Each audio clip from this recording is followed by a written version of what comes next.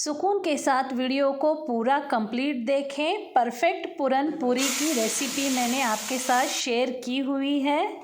अस्सलाम वालेकुम, क्या हाल है? आई होप सब ठीक ठाक होंगे, भले चंगे होंगे। कल मार्केट गई थी, कल नहीं मतलब मैं कल बोलूँगी तो कल परसों गड़बड़ हो जाती है। परसों पाती साहब आए थे, जिस समय रैक लाई थी उस समय मार्केट गई थी ना। ये जैसे ही मुझे दिखा मेरा दिल इस पर आ गया। मैं लेने के लिए गई तो दुकानदार बोली नको, ये काम का नहीं है, जो मैं हमेशा अदरक खिरचती हूँ ना वो बताई। मैं बोली ये घर में है मेरे, मुझे है ना यही चाहिए क्योंकि इसके अंदर मैं अदरक रख सकती हूँ खिरच के। बोली तो वो बोली किसका किसका दिमाग कैसे कैसे चलता है। सच में इन चीज़ों में दिमाग तो हाउसवाइफ का कुछ अलग हटके ही चलता है। चलिए पूरन पूरी की रेसिपी शुरू करते हैं, जिसे मेरे बच्चे पूरन पोली बोलते हैं। एक छोटा सा टुकड़ा जायफल का और थोड़ी सी जावित्री, 4 इलायची और एक छोटा चम्मच बड़ी सौंफ ली है मैंने। अब इसको 2 निवाले चीनी डालकर बारीक पीस लेंगे। जितना क्या बोलते हैं पूरन में खुशबू होगी पूरी उतनी मज़ेदार जायकेदार लगेगी। पर इसमें छिलका रह जाएगा, कुछ भी थोड़ा मोटा पार्ट रह जाएगा ना तो कच आ जाएगा मुंह में खाने के लिए, तो इसलिए इसे मैं छान ले रही हूँ। वैसे ये ट्रेडिशनल वाली रेसिपी नहीं है, इंशाल्लाह आगे वीडियोस में शेयर करूँगी। चलिए जो बड़ी सौंफ और इलायची बच गई थी उसकी चाय बनाकर पीऊँगी एक बार। फिर उसको छान कर अलग कर दिया। चना दाल सुबह सुबह ही भिगो ली थी, उसे दरदरा पीस ली हूँ। 1 चम्मच ये 1 गिलास पानी में डाल रही हूँ। वैसे ट्रेडिशनली ये कड़ी चना दाल के ऊपर जो पानी बचता है ना उससे बनाई जाती है। अब मैं चना दाल उबाल ही नहीं रही हूँ तो फिर मुझे ये प्रोसेस करना पड़ रहा है। आधी चना दाल साइड में काट ली और इधर 1 हरी मिर्च, थोड़ा सा कड़ी पत्ता, थोड़ा सा ज़ीरा डालकर इसको बारीक पीस रही हूँ। वापस से ये चटनी में मिक्स कर दी हूँ, ये देखिए इस तरह से। और 1/4 चम्मच नमक डालकर इसको, एक कच्चे दाल की चने की चटनी है, बहुत सुपर लगती है, उसको साइड कर दिया।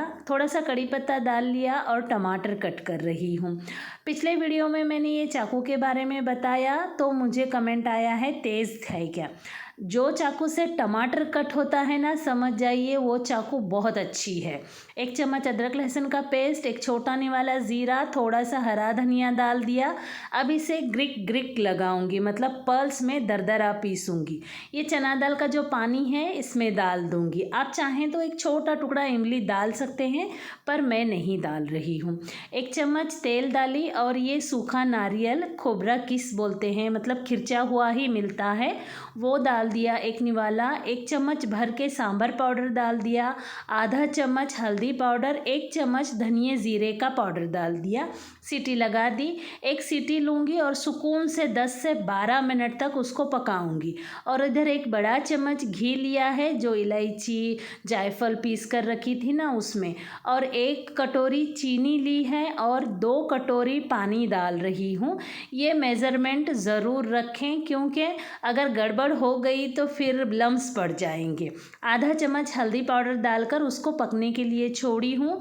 और इधर वही कटोरी से 1 कटोरी बेसन लिया है और 1 कटोरी ही पानी डालकर अच्छे से मिक्स कर रही हूँ।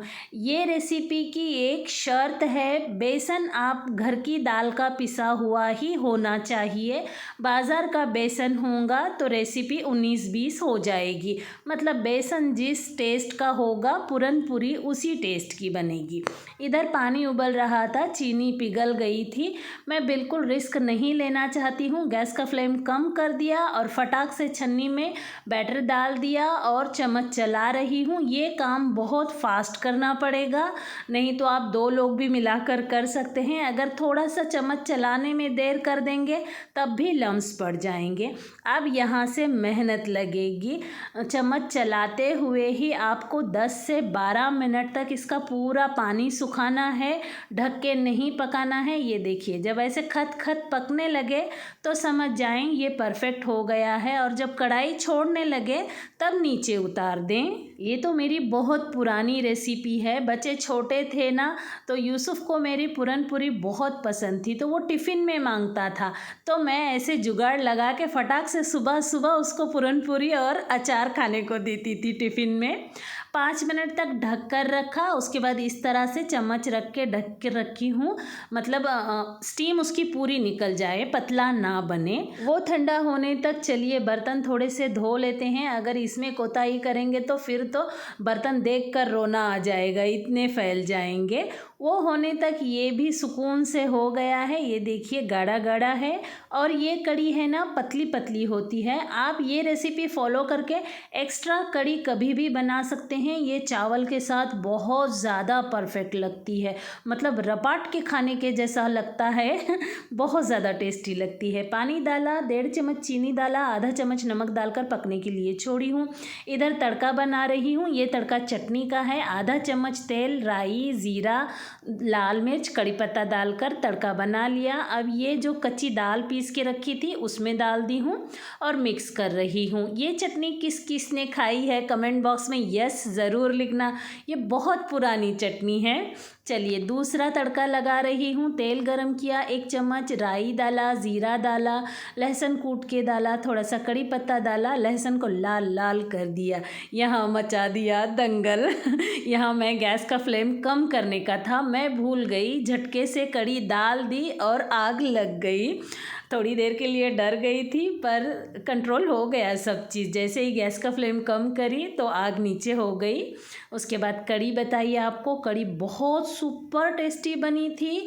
हल्के मोटे चावल होते हैं ना उसके साथ तो आप क्या बोलूँ मैं आपको, 1 चम्मच चावल के साथ 4 चम्मच कड़ी खाइए आप, माशाअल्लाह दिमाग की नसें खुल जाएंगी, चेहरे पर है ना खुद ब खुद मुस्कुराहट आ जाएगी, इतनी टेस्टी लगती है।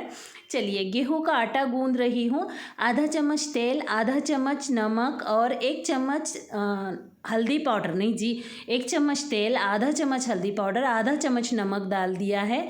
6 रोटियों का आटा है ये। पानी डालकर सॉफ्ट गूंद रही हूँ।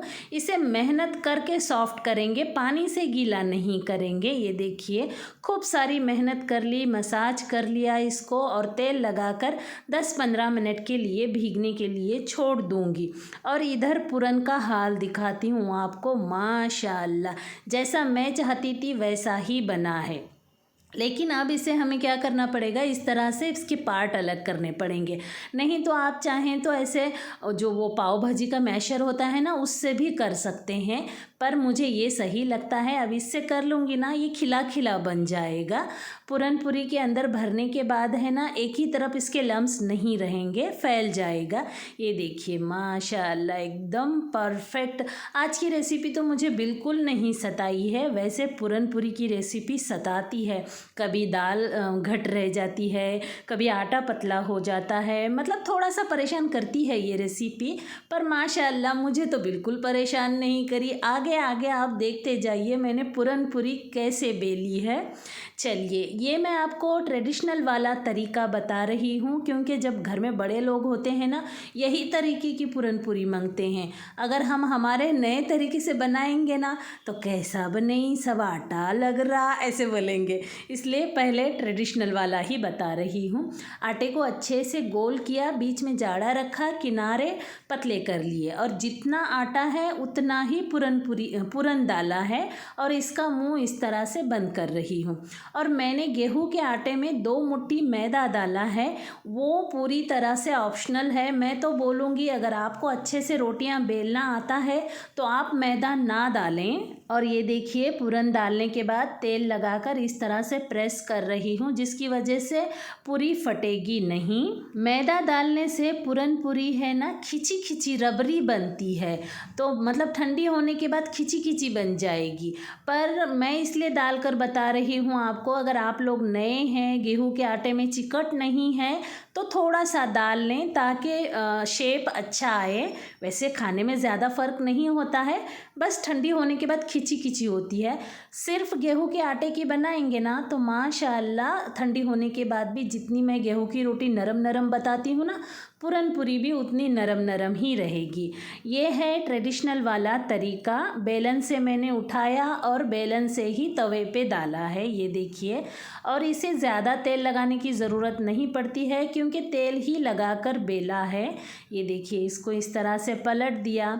और मेरा पूरन थोड़ा सा ज़्यादा होता है ना, तो पहले 2-3 पूरियाँ तो मेरे फूलती नहीं हैं। क्या करूँ, ये पराठों के साथ भी है। पराठे वैसे चल जाते हैं, क्या बोले तो वो थाली पीठ वगैरह डालती हूँ ना, वो भी ऐसी ही गड़बड़ होती है। पहले 2-3 तो गड़बड़ ही होते हैं, उसके बाद में तो माशाल्लाह इतने अच्छे बनते हैं, क्या मैं बोलूँ आपको, क्या बोलने की ज़रूरत है, आप तो पिछले वीडियोज़ में देख ही चुके हैं ना।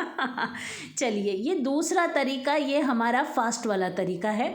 जस्ट थोड़ा सा जाड़ा जाड़ा बेल लिया आटा लगाकर, और जितना आटा है उतना पूरन डाला, आटा लगाया और इस तरह से प्रेस कर रही हूँ, जैसा हम आलू पराठा बनाते हैं ना, सेम उसी तरह का प्रोसेस चालू है। ये देखिए, इस तरह से करने से है ना पूरन साइड में नहीं जाएगा। बहुत हल्के हाथ से बेलेंगे और इसे भी है ना साइड साइड से ही बेलेंगे। अगर कोर जाड़े हो गए, मतलब कोर मतलब किनारे, तो वो भी खाने में सख्त सख्त लगते हैं, तो इसलिए किनारे किनारे से ही बेलेंगे। रोटी भी किनारे से बेलेंगे ना तो अंदर की अच्छे से फूल जाती है माशाल्लाह। ये देखिए, मैं इतनी बड़ी, ये तो छोटी है, मतलब 18 इंच का तवा है शायद मेरा ये।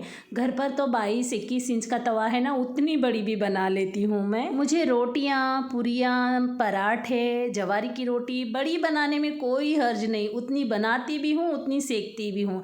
देखिए, ऐसे पूरी में से अगर पूरन ऊपर झाँके तो कोई चांस नहीं है इसके फूलने का, पर खाने का बड़ा मज़ा है। अगर पूरन कम हो तो पूरी फीकी फीकी लगती है, अगर आटा ज़्यादा पूरन कम, और अगर पूरन परफेक्ट हो उसमें तो दोनों मिलाकर 4 चांद लग जाते हैं। और अगर पुराने लोग हैं ना तो वो तो है ना, मतलब 1 कटोरी को 1.25 कटोरी चीनी डालते हैं। जैसे 1 किलो दाल को 1.25 किलो दाल, मतलब पूरन पूरी में आप पूरन कम भी भरो तो वो उनको फीकी ना लगे। चलिए, बहुत सारे लोग घी लगाकर सेकते हैं, पर घी लगाने से है ना धुआं बहुत उठता है, तो इस वजह से मैं जैसे ही गरम रोटी नीचे आ जाती है, नहीं पूरी, तो मैं तेल लगा देती हूँ। ये है रिज़ल्ट, देखिए तीसरी या चौथी पूरी का। बलून बलून हो गई है। बस जस्ट मेरे हाथ बैठने का ये रहता है, एक जैसे घूमने लगा हाथ, फिर तो मेरा क्या बोलूँ मैं आपको, क्या बोलने की ज़रूरत है, यहाँ तवा ही बोल रहा है ना आपको।